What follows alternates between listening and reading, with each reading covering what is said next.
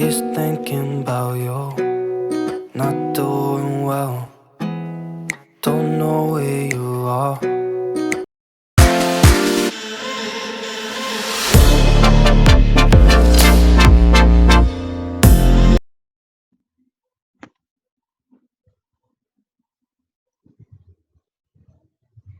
Assalamualaikum warahmatullahi wabarakatuh. Waalaikumsalam warahmatullahi Waalaikumsalam warahmatullahi wabarakatuh. wabarakatuh. Apa kabar anak-anak semua? Alhamdulillah baik, baik, Bu. Bu. Apakah ada yang tidak masuk pada hari ini? Enggak, Bu. Sepertinya masuk semua, Bu. Baiklah. Sebelum memulai pembelajaran hari ini, alangkah baiknya kita berdoa terlebih dahulu. Berdoa dimulai.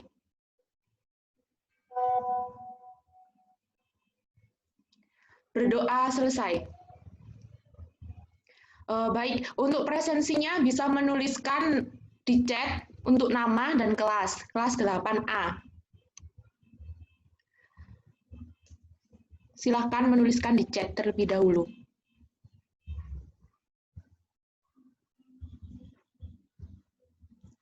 Baik, selanjutnya untuk pembelajaran hari ini, Ibu berharap setelah pembelajaran hari ini, kalian mampu mengenali unsur-unsur buku fiksi dan buku non-fiksi, mampu merangkum alur pemikiran mengenai buku fiksi dan non-fiksi, dan yang terakhir mampu membuat rangkuman dalam bentuk pemetaan sekreatif mungkin.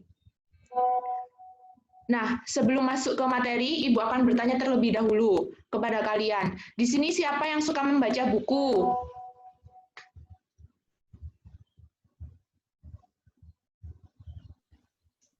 Saya, Bu. Ya, silahkan Dian, buku apa yang biasanya dibaca? Buku Laskar Pelangi, Bu. Ya, buku Laskar Pelangi. Ada lagi yang lainnya? Saya, Bu, Sang Pemimpi. Ya, bagus. Jadi kalian itu harus banyak-banyak membaca buku ya, sesering mungkin untuk membaca buku. Kalau bisa setiap hari. Karena buku itu adalah jendela dunia. Jadi perbanyaklah membaca buku. Jangan main handphone terus, oke? Iya, Bu. Ya, Bu. Materi Ibu pada hari ini berkaitan dengan buku fiksi dan non-fiksi. Sebelumnya ada yang tahu nggak apa itu buku fiksi dan non-fiksi? Saya, Bu. Ya, silahkan. Buku fiksi itu merupakan buku yang berisi cerita, sifatnya imajinatif. Kemudian kalau buku non-fiksi itu merupakan buku yang berisi kejadian sebenarnya dan bersifat informatif. Dalam buku non-fiksi sendiri membutuhkan pengamatan dan data dalam pembuatannya, sehingga dapat dipertanggungjawabkan isinya. Ya, benar sekali. Selanjutnya langsung saja ya, Ibu akan menayangkan PowerPoint terlebih dahulu. Oke, sebelumnya Ibu akan bertanya terlebih dahulu, apa saja sih unsur-unsur buku fiksi dan non-fiksi itu? Ada yang tahu? Saya, Bu, akan mencoba menjawab. Ya, silakan. Jadi, unsur-unsur buku fiksi itu meliputi bagian dari cover buku, rincian subbab buku, judul subbab, tokoh, dan penokohan. Bahasa yang digunakan kalau cover buku fiksi, rincian subbab buku, judul subbab buku, isi buku, cara menyajikan isi buku, bahasa yang digunakan. Seperti itu. Ya, baik. Terima kasih, Akbar. Jadi, agar kalian semua maksudnya, mudah mendapatkan informasi dari jenis karya tulis fiksi, kalian harus mengetahui juga unsur-unsur penyusunan. Kira-kira ada apa aja ya pada unsur-unsur buku fiksi dan non-fiksi itu. Nah, untuk unsur-unsur pertama, unsur buku fiksi itu tentu saja dilihat dari cover atau sampul buku. Di sini kalian pasti menemukan berbagai informasi mengenai isi buku, seperti judul, penulis, terbit, tahun terbit, dan informasi-informasi lainnya. Tentunya itu semua sangat bermanfaat bagi kalian. Nah, selanjutnya pokok bab buku. Apakah pokok bab buku itu? Di sini kalian akan mendapatkan informasi mengenai kata pengantar. Nah, di dalam kata pengantar biasanya penulis akan memberikan gambaran mengenai isi buku. Pada pokok bab buku fiksi, kata pengantar dan ucapan terima kasih tersebut biasanya dibuat sesingkat mungkin oleh penggunaan gaya bahasa.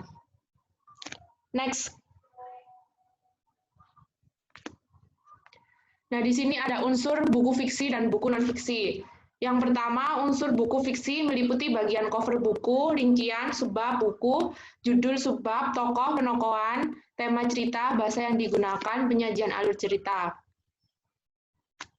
Next. Next.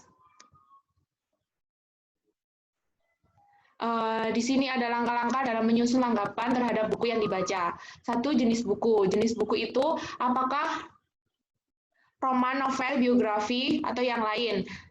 Kemudian yang kedua, keaslian ide. Apakah benar-benar merupakan karya asli dari pengarangnya atau berupa cuplikan dari buku lain yang pernah terbit.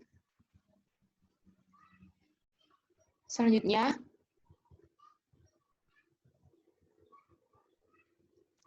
next.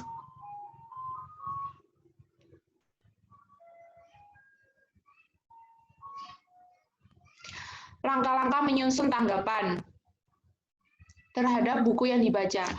3 bentuk bagaimana mengenali bentuk atau format isi buku itu. Apakah buku, kertas, ilustrasi, cover, jenis, huruf yang dipakai, dan sebagainya. Kemudian yang keempat, isi dan bahasa. Isi dan bahasa itu dilihat dari segi isi. Presentator perlu memperhatikan unsur intrinsiknya, yaitu tentang tema, alur, perwatakan, sudut pandang, dan sebagainya. Bahasa dalam buku itu dapat ditinjau dari segi struktur kalimat, gaya bahasa atau style, dan lain-lain. Next.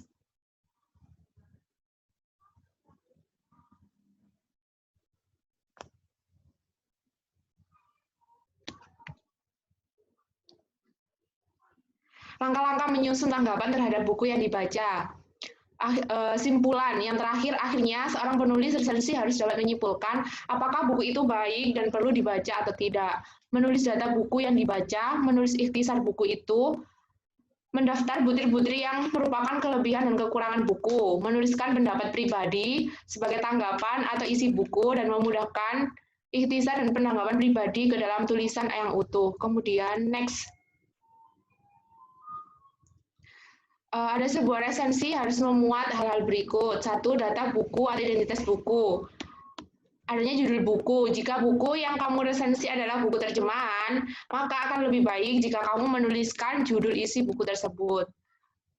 B. Penulis atau pengarang. Jika buku yang diresensi adalah buku terjemahan, kamu harus menyebutkan penulis buku asli dan penerjemahnya, seperti nama penerbit, cetakan, dan tahun penerbit, tebal buku, dan jumlah halaman.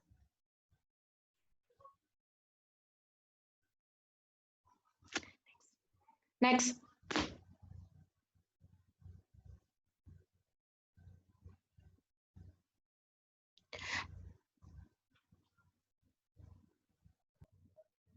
Nah, kemudian yang terakhir itu hubungan antar unsur buku fiksi dan non-fiksi.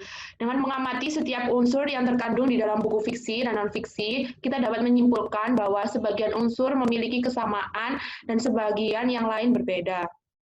Unsur yang sama dimiliki baik buku fiksi maupun buku non-fiksi, yaitu sampul atau cover, subbab, judul subbab. Dalam hal perbedaan, buku fiksi memiliki isi yang ilmiah atau aktual atau faktual, disajikan dengan bahasa yang baku dan memiliki sistematika penulisan standar. Sedangkan buku fiksi memiliki tokoh dan penokohan sebagai pelaku cerita, didukung dengan tema, disajikan dengan bahasa yang variatif atau biasanya tidak baku, dan dilengkapi dengan alur cerita yang beraneka ragam. Sudah sampai di sini ada yang perlu dipertanyakan?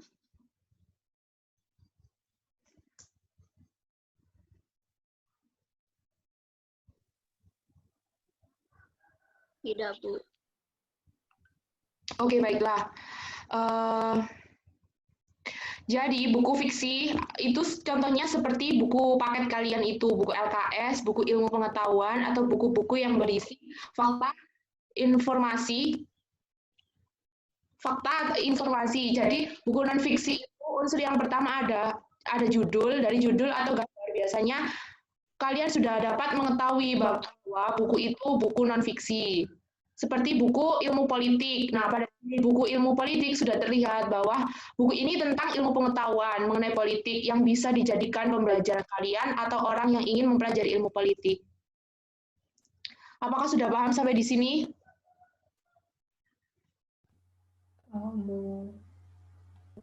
Oke, baik. Selanjutnya kita masuk kepada tugas. Kalian sudah mendapatkan buku fiksi dan non-fiksi yang Ibu suruh minggu lalu? Sudah, Bu. Sudah, Bu. Jikalau sudah,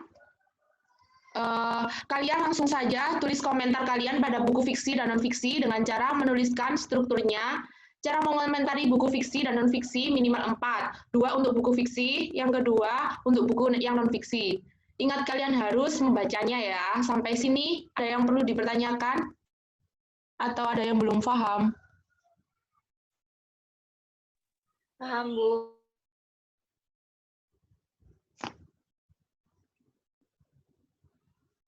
Untuk tugasnya dikumpulkan di pertemuan selanjutnya ya. Sebelum penutupan pembelajaran pada hari ini, apakah ada yang bisa menyampulkan pembelajaran hari ini mengenai apa saja ya? Siapa yang ingin? Saya, Bu. Ya, silahkan.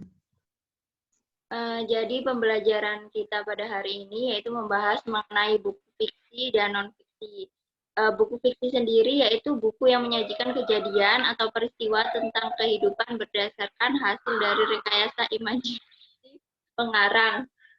Kejadian-kejadian tersebut bukanlah kejadian yang sebenarnya, namun hanya sebatas rekaan atau hayalan belaka.